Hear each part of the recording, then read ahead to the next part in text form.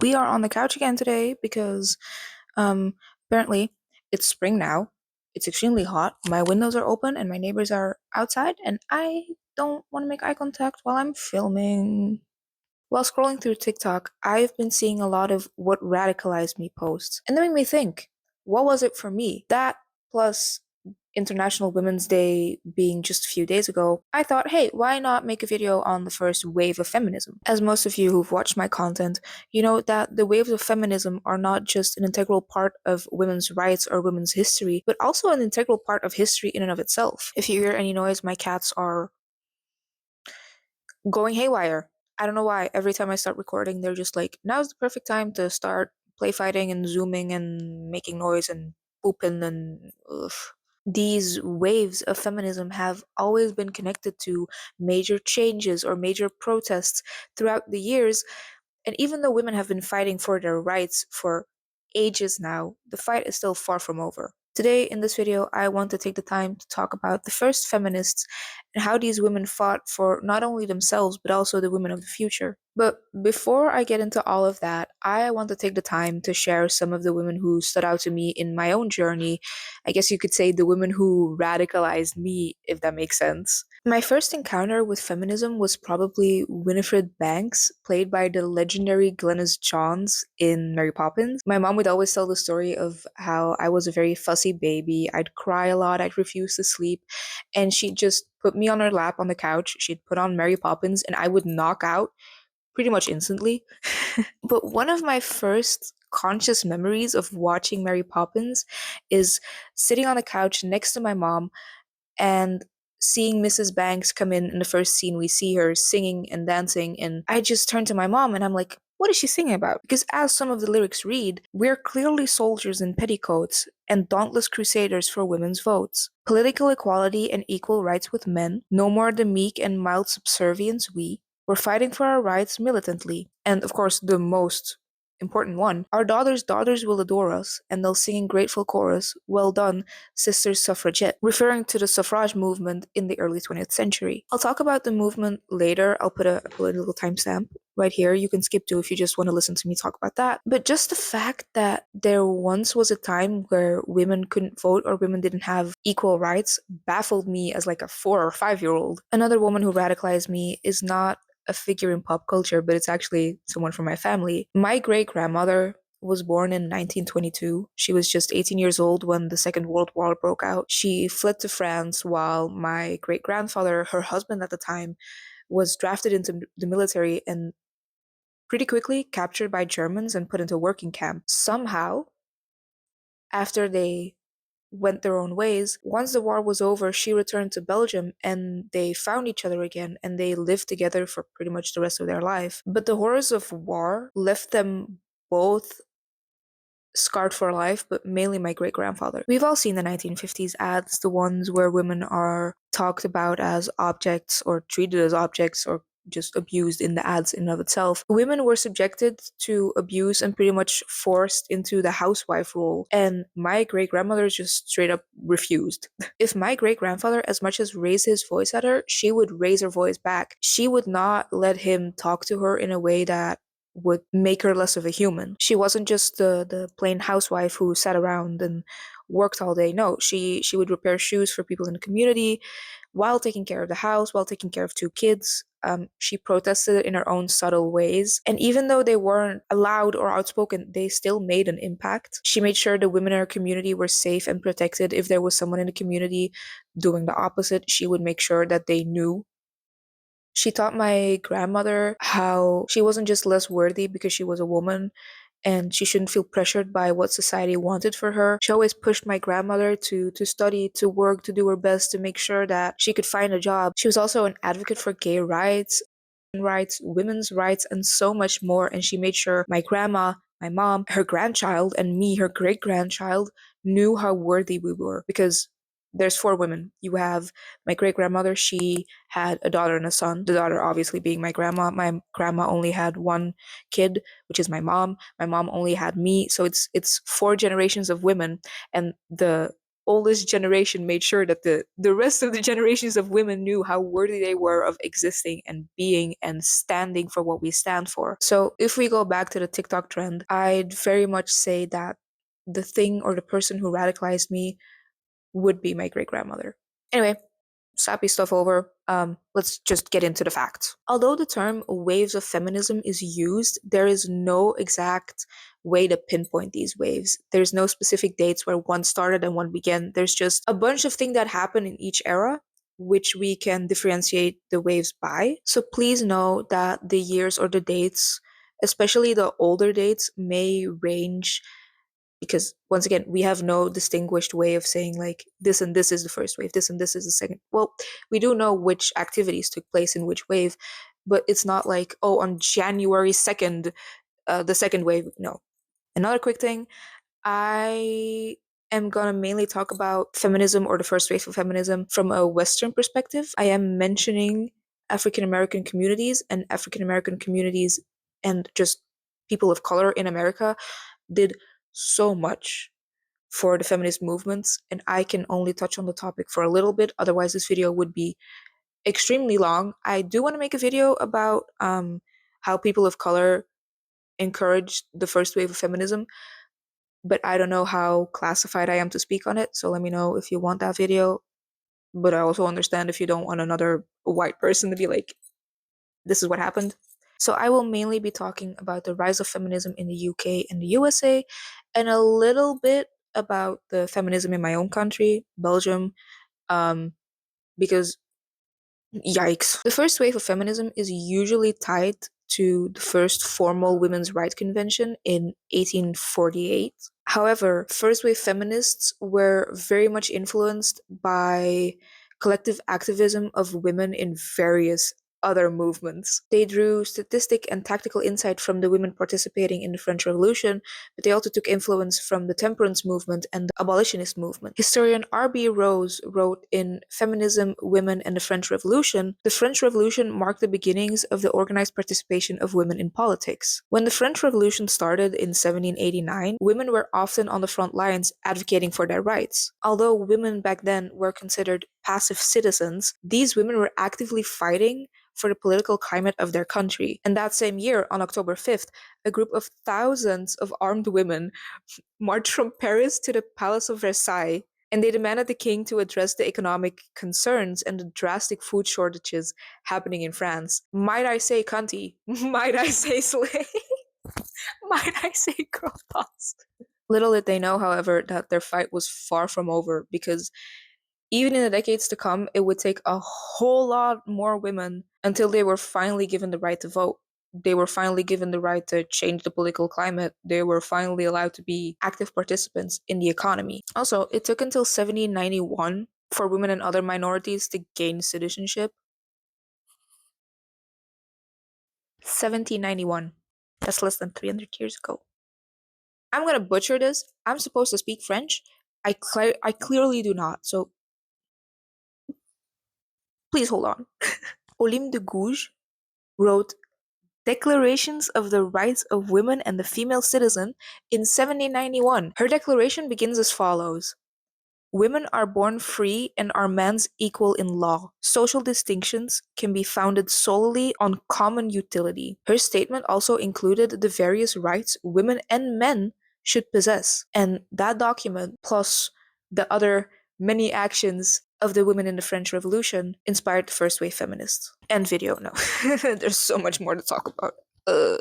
As I said, first wave feminists were also influenced by the temperance movement. In an effort to fight against immorality, the temperance movement rose up in 1820 to limit or prohibit alcohol. For many middle class white women who were deemed the moral authorities of their household, drinking was considered a threat to the stability of their homes. These women, along with the male supporters of temperance, began to create cartoons, pamphlets, songs, and speeches about the harm of alcohol. By 1827, the American Temperance Society was formed in Massachusetts, and by 1831, there were over 24 women's organizations dedicated to the temperance movement. One of the most notable groups that developed later in the movement was the Women's Christian Temperance Union, where hundreds, if not thousands, of women from this organization would march into liquor stores or bars and demand that the owners sign a pledge to stop selling alcohol. As the women advocated for temperance and the way they ran their households, they also demanded to have an equal role in public activity. Tara Isabel Burton wrote in The Feminist History of Prohibition, the temperance movement, in fact, gave women the opportunity to be engaged in public political life for the first time. But as women in America began to advocate for their voices to be heard, women from different backgrounds were also fighting to just have basic human rights. As the first African men and women arrived in the early 17th century, enslaved African Americans had been fighting for freedom and citizenship and just basic human rights for centuries already. Their collective activism was the foundation for the abolitionist movement that pushed for the end of slavery. African American women were crucial to the abolitionism movement. During the 1820s and the 1830s, these women established both social and literary organizations, as well as religious groups, to challenge slavery and to support their communities. On February 12th, 1821, 200 working class African American women established the Daughters of Africa Society in Philadelphia. This society provided support for their members a weekly allowance of $1.5 when they were sick, and similarly, the Colored Female Free Produce Society was formed in 1831 to boycott the exploitation of enslaved labor by only selling items that were produced by free African Americans. Several literary societies also formed during this time that were devoted to the diffusion of knowledge and the suppression of vice and immorality. The Female Literary Association, the African American Female Intelligence Society, and the Colored Ladies Literary Society were all formed in the early 1830s. That was a mouthful. Which, side note, also makes it very clear that racism has no place in the feminist movement without the female abolitionists.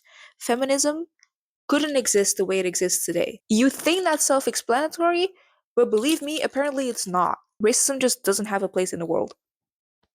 Crazy, I know. Whoa, bonkers. Only 10 years later, in 1840, the first World Anti Slavery Convention was held in London. Unfortunately, as we could have expected, the organizers made it very clear that only men could attend the meeting.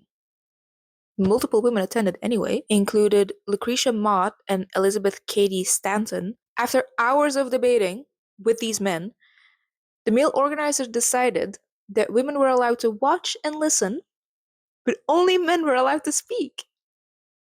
After this meeting, Mott and Stanton decided to form a society of their own and hold their own convention to advocate for women's rights. And in July of 1848, 8 years after the show that was the convention in London, Mott and Stanton, along with 300 other women, held the first women's rights convention. At this meeting, they discussed and voted on the Declaration of Sentiments, organized by Stanton, closely resembling the Declaration of Rights of Women and the Female Citizen written by Olympe de Gouges during the French Revolution. Stanton declared that we hold these truths to be self-evident, that all men and women are created equal. We hold these truths to be self-evident, that all men are created equal. But when Thomas Jefferson and the women in the sequel work. Angelica. Yes, I am a theater kid. I'm sorry, but look at me. This document also advocated for women's education, rights to property, and organizational leadership. Why is that so hard to say? There's just a lot of letters in that word, and I am severely dyslexic. One of the most controversial topics on the program was women's suffrage. Although not everyone agreed, many of the women's rights activists believed that their goals would be hard to accomplish without the right to vote. After the first convention, this group of women began meeting regularly, and the growing feminist movement started to shift the focus on achieving suffrage and political power. Also, I don't know how to specifically pronounce it. I know that in the UK it's more like suffrage, when in the US it's more like suffrage. But it's linked to a French word, which I'll talk about a little bit later. So I'm going to keep pronouncing it like that. Please, if I'm wrong, I'm sorry. Also, I want to take a moment to call out the fact that it's been less than 200 years since the first Women's Rights Convention. and that one of the biggest universities in Belgium or even in Europe, KU Leuven, opened in 1425. 1425. It became a Catholic university. KU Leuven stands for Catholic University Leuven in 1834. The university has been Catholic and openly Catholic 14 years longer than when the first women's rights convention took place. It also took them until 1920 to allow women to join the university. And they're proud of that because they made a point like celebrating 100 years of women at KU Leuven. Like, girl, that's not a flex. That's disturbing and worrying. Anyway, the first wave feminists had to wait until August of 1920 to witness the ratification of the 19th Amendment granting women the right to vote. Unfortunately, it would take much longer for women of color to be able to exercise the right to vote due to racial discrimination. It took until 1965 for all women to be allowed to vote in the United States. You might be asking, Lisa, what about in the UK? What about the suffragette movement that Mrs. Banks was a part of? Well, let me get into that. Suffrage comes from the French word suffrage, which means the right to vote. Of course, suffrage means the right to vote in general, but adding the et to the end of it is a reference to the French suffix et you add to make words feminine. So that's why suffragette is like the English term for women's rights, because it's the right to vote, but feminine. Does that make sense? It all starts when Emmeline Golden marries the lawyer Richard Marsden Parkhurst in 1879, making her Emmeline Parkhurst, which is how I'll refer to her from now on because that's also how she's known. Not only was her husband a lawyer, but also the author of the first women's suffrage bill in Great Britain in the late 1860s and the Married Women's Property Act in 1870. Oh, and also in 1880, there's like one in the 70s, one in the 80s for some reason. The Married Women's Property Act allows women to keep earnings of property acquired before and after marriage. 10 years later, in 1890, Emmeline founded the Women's Franchise League, which eventually led to married women having the right to vote in elections to local offices but not the House of Commons. Eventually, in 1903, she founded the Women's Social and Political Union, also known as WSPU, in Manchester. I'm gonna start referring to it as WSPU because Women's Social and Political Union is a mouthful. Her union attracted widespread attention for the first time on October 13th, 1905, when Christabel Parkhurst, Emmeline's daughter, and Annie Kenney got thrown out of a Liberal Party meeting for demanding a state about women's votes, where they were arrested for technical assault on the police and eventually sent to prison after refusing to pay fines. Slay. Not assaulting, well, there's a lot of dates dropping, by the way. I thought it was very important to show you that over the next few years, Emmeline did a lot of stuff, but there's going to be a lot of numbers, so don't worry. You're safe here. It's okay. Don't be afraid. Starting in 1906, Emmeline led WSPU activities. She and the rest of the women in WSPU saw the Liberal government as the main obstacle to tackle, and she campaigned against the party's candidate at elections, and her followers interrupted meetings. Between 1908 and 1909, Mrs. Parkhurst was jailed 3 times, one of those times for calling a bunch of people to just rush the House of Commons. She was like, yo, guys, how about we storm it? And everyone was like, slay. And then they were like, no, you cannot do that. And then she was like, well, guess I'm going to jail. I really want to explain political movements in like a girly pop way. Imagine explaining Marxism in like a slay girl boss way.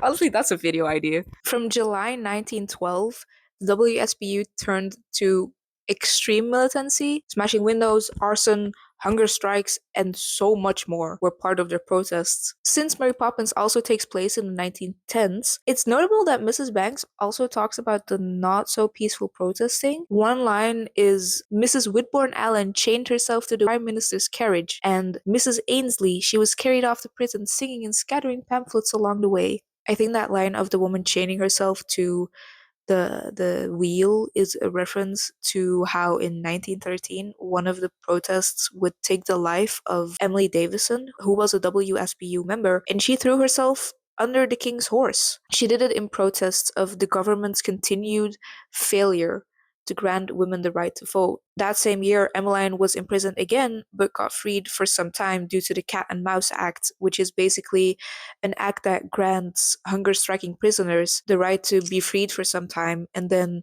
regain their health and then come back to prison. She managed to be arrested, released, and reincarcerated 12 times within a year due to this act. With the start of World War I in 1914, she and all other suffragettes were released from prison, and during the war, they shifted their energies into aiding the war effort and the civilians, which then also won over a large percentage of the public to stand with women's rights. Finally, in 1917, the House of Commons passed the Act of the Representation of the People, and in 1918, it was passed to the House of Lords.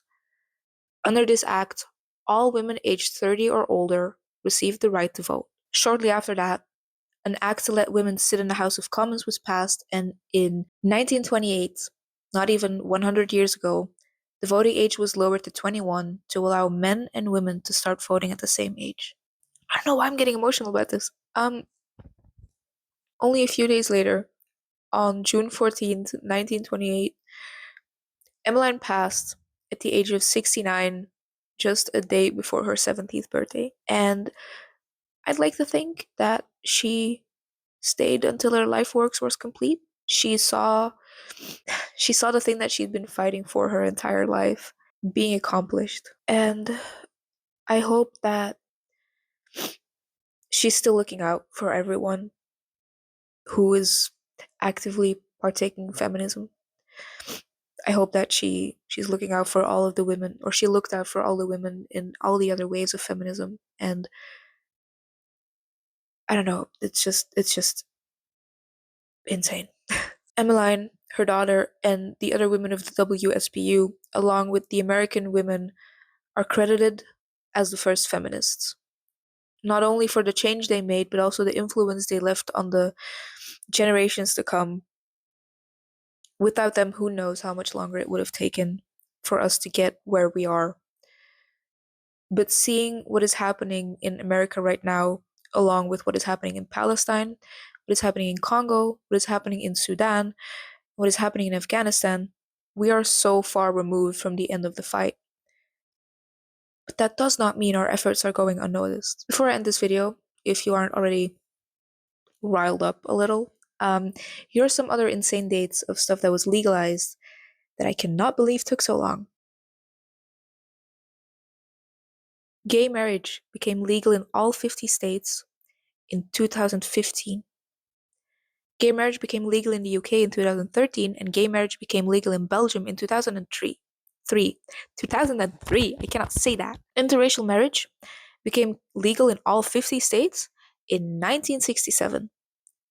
And the dates in the UK and Belgium aren't as clear. I do know that interracial marriage was illegal during Belgian colonial times, which is a whole lot of can of worms that I'll open some other time.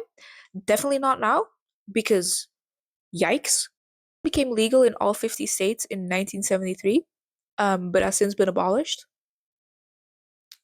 Became legal in the UK in 1968. And became legal in Belgium in the 1990s. Women weren't allowed to open a bank account without a man's approval until 1974 in America, 1975 in the UK, and 1979 in Belgium. Marital was not seen as an offense until 1991 in the UK. It became a crime in all 50 states in 1993. And in 1979, it was criminalized in Belgium, but it was only treated at the same level of other in 1989. The first woman who gained entry into some form of higher education in the United States was in 1837. More than 200 years after Harvard was founded for the education of men.